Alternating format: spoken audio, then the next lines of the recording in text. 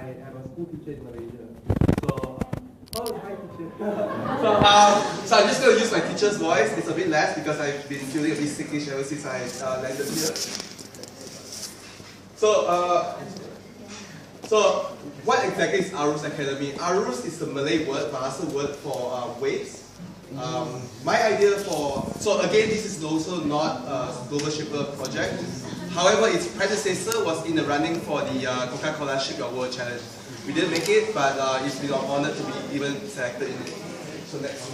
A little background. Sorry for the information on this slide is a bit too localized because this slide we prepared to present and presented to the state and also the national government. It's a bit very localized to the Malaysian content. So first of all, I teach in SMK Taman Sejahtera, which is the Taman Sejahtera Secondary School. It's currently ranked 2,292 out of 2,375 schools. We are the last bottom 50 school in the country. Our school is in the outer skirt of the city, Bukit Bertajam. And in last year, in our national exam at the end of secondary school year, only 3% of our students passed all subjects. Basically, 97% of the students will fail at least one subject in the school. In last year, about 1,827 discipline points were given to the students.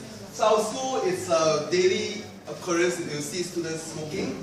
You'll see students writing not nice stuff on the exam. It basically means your work is very good, Raj. What do you say? Shut up. That's what they write. I haven't seen you in a very long time, and that's the answer. Which is obviously not the right answer, but this kind of thing is very common in our school. Students fight all the time, they loiter around all the time. It's basically not a very conducive environment to study in a school.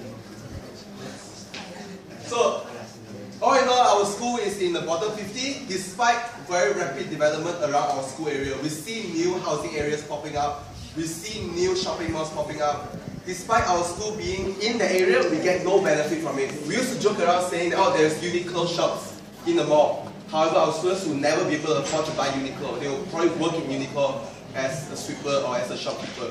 They will never be able to afford this kind of thing. A little side effect is that our school is also located in one of the poorer area of Penang. About 60% of the school students come from lower income family, as defined by the Malaysian standard for low income.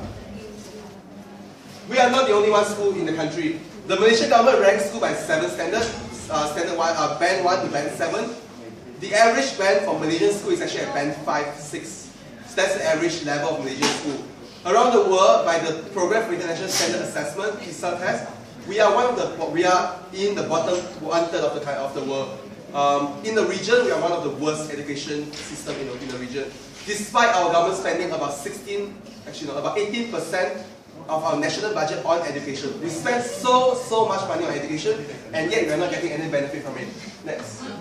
And the World Bank economists actually stated a few days ago that Malaysian lousy education system is actually even more worrisome than our national debt level, which is also very high. But this is an even bigger problem in the country. Next. There's a saying that if you have a broken education system, you destroy the entire generation. And that's exactly what's happening in Malaysia now. Our system is failing our students at all levels, regardless of where you're from, what kind of family background you're from. Especially those who are even more affected are the students who are in the vulnerable area, high-risk area. I have students whose parents actually went to jail. I have parents whose parents actually get killed in a gang fight. Just about 2 weeks ago, a man was beaten to death right across from our school. So this kind of thing is very worrisome for me as a school teacher to see it.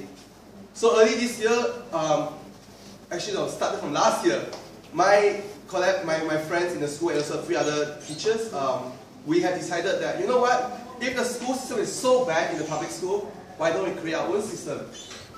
That's where Arus comes in. We want to be the first low-cost private school in the country, targeted at underprivileged children. How do we do that? Well, there's a lot of ways, and it's never been done in Malaysia. We just sort of ignore their existence in the country. We just let them slide through the system, whether they pass or fail. It's none of our concern. But it's our concern. It's my concern as an educator, as someone who has seen them for the past 1-2 years, to want to see their success. I don't want to end up becoming in the jail or doing some horrible things to society. I want the best for them, and this is where the idea comes in. So Arus Academy is different because we want to develop students in a very wholesome way. Well, one, academic is obviously very important. We believe in 3 things that's very important for them. One is academic. Obviously, to be successful in life, there are many factors, but academic does play an important factor, like it or not. You have to be good, you have to be smart. You have to be both book smart and street smart. Where we want to increase academic performance, we want to create a very sustainable and very conducive learning environment. An environment that you feel comfortable going to school and feel comfortable sitting in the classroom to learn from the teacher. We want to also promote STEM because we believe STEM is the future for all jobs.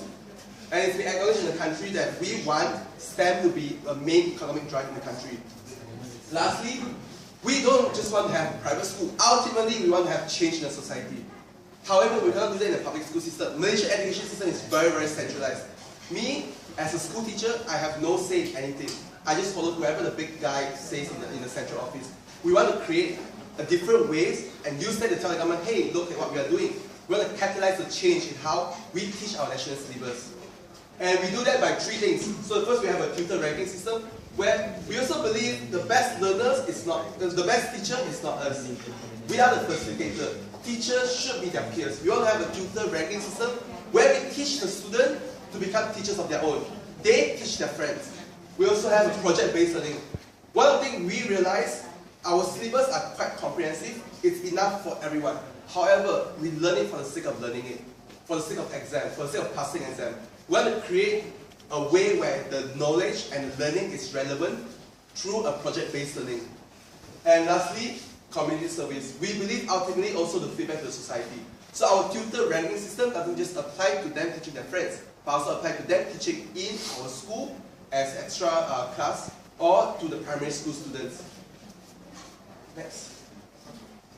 So tutor ranking system, we empower students by training them to become teachers.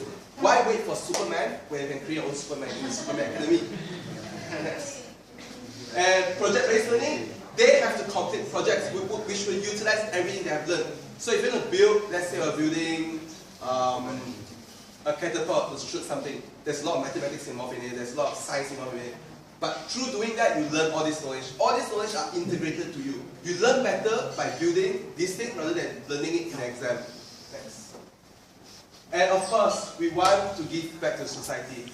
So they also give tutoring service to non-RO students. Right, so our vision is that one day, through empowering innovative educational approach, we will train the students to become leaders. One of the reasons why we call it Arus Wave, because we believe everyone can be a wave of change in their society, in their family. And one day, hopefully we'll break out that poverty cycle. And we want to impact agents of change where we focus on these 4 important characteristics we want to build. So there is curiosity. A curious learner never stops learning. That's what we believe in. Passion and confidence of a socially minded citizen of the world. Through these 3 things. Next. And the practicality of it, the execution of it, we are going to utilize what is called the maker education approach, where we make things, maybe it's upcycling things or whatever. We make things, and through making things, we learn and internalize knowledge. Through these 4 categories. So everyone in Arus become Arus makers, where they make things by doing that and they learn the knowledge. We have 3 categories, specialization. One is Arus girls. We believe girls are very, very underrepresented in the STEM industry.